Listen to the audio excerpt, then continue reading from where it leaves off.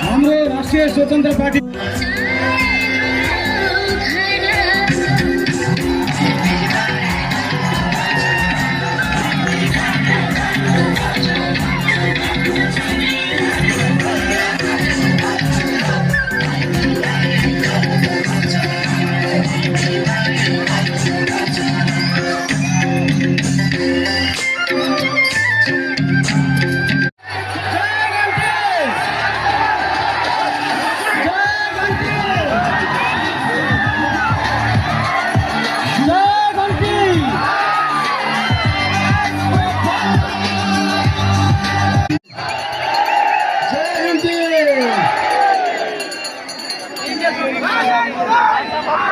आदरणीय नेतागण यता हाम्रो स्टेजभन्दा पछाडि पनि हामीसँग हजारौं आमाबुवा दाजुभाइ दिदीबहिनीहरू हुनुहुन्छ।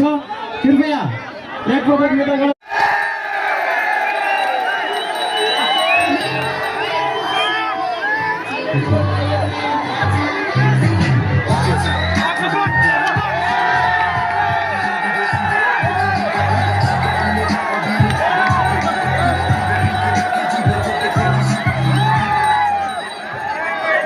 नमस्कार।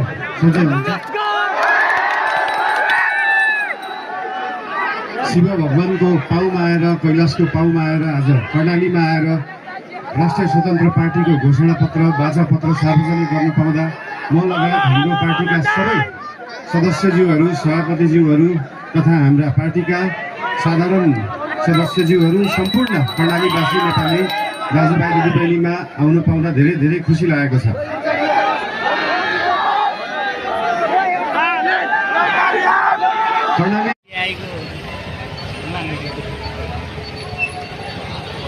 मेरो भगवान के होला यस्तो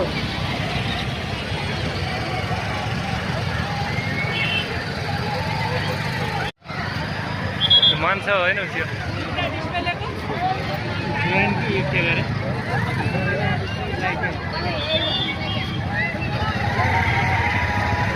ठगिएर मान्छ तर झरियो भयो